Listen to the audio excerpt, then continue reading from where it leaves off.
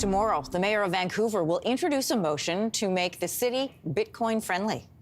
I think the reason, and by the way, the motion we're filing doesn't necessarily say put Bitcoin on the balance sheet. It talks about exploring how we can incorporate Bitcoin into the city of Vancouver. But as we all know, it could be a great idea. So I'll just. So that is Mayor Ken Sims from Coin Stories podcast. This motion from the mayor could include creating a Bitcoin reserve. Some experts are calling the idea irresponsible because of cryptocurrency's volatility. But there are cities where Bitcoin is legal tender. To tell us more about this potential move towards a crypto economy, we are joined by Andreas Park, professor of finance at the University of Toronto. Good morning. Good morning, Anne-Marie. Thanks for having me. Thanks for coming back. Listen, what would a Bitcoin-friendly city look like?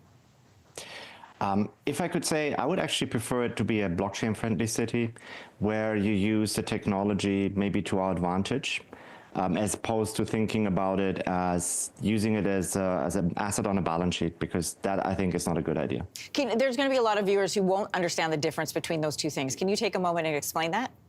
Absolutely. Blockchain is just the underlying technology, and it would actually not involve Bitcoin if you do it right. It would involve maybe something like an Ethereum network, which was developed in Canada.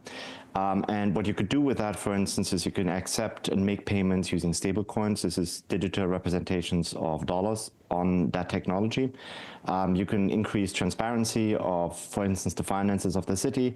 You can avoid funds getting lost, funds getting put into services that are not necessary or that are not generally acceptable by the public. And think about the green slush funds, for instance, that the discussion currently happens in Parliament in the federal level. With blockchain technology properly installed, you would have great transparency of where the funds actually went, and we wouldn't even have this debate in Parliament.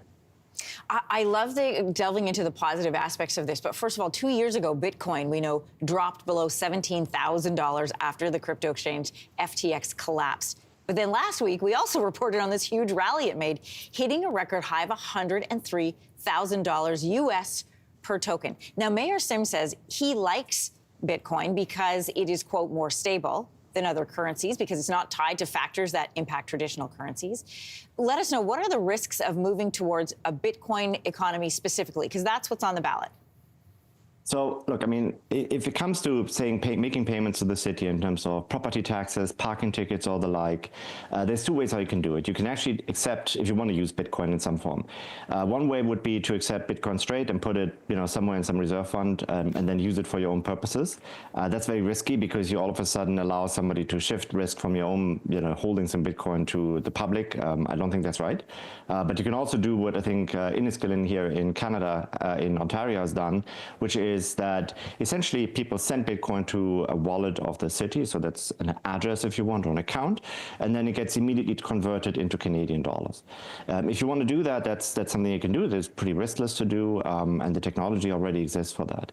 If you want to know why you would want to do this, maybe think about the reason, a bigger underlying reason. I think economic growth is really hard to come by these days. And, we don't really have the most tech-friendly environment and also not the most tech-friendly media environment. And so if there's a way how you can attract maybe a few hundred people to move to Vancouver and to maybe set up shop there with their blockchain business, that you can see that could be something as a positive signal. But you have to do it in a way without actually putting, lots of risk to the city. I don't think that's right. Right, and we should clarify, too, that the mayor is asking for city council to explore options of doing it. They're not implementing it right away. But there is a place where this has happened. El Salvador was the first country to make Bitcoin legal tender. That happened back in 2021. So how's that working out so far? Yeah, it's a good question. So, so El Salvador actually purchased an amount roughly of $75 million worth of Bitcoin, and then they gave everybody the opportunity to get a wallet and $30 of Bitcoin to spend. Most people actually never spend all of that, more than that money, so they didn't use it beyond what was actually given to them for free from the government.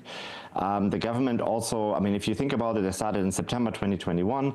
By September 2022, things didn't look so good with their Bitcoin reserve, and then then, obviously now with Bitcoin being at 100,000, things look up and they look like they get a lot of money out of it. So if you think of it as an investment, which I really don't like to see, but it went up and down. So this is the volatility of the underlying asset. They claim that it helped them to improve tourism, for instance, although, as you know, El Salvador has other factors that made them more attractive for people to visit, lower crime rates than in the past and so on, so that could help. It's very hard to attribute that actually to having used Bitcoin as legal tender. This is a fascinating conversation. I feel like you and I could talk for a few more minutes, but we have run out of time. We'll have to see how the vote goes tomorrow in Vancouver. Andreas Park, great to have you here. We'll have you back. Thank you. Thanks for having me.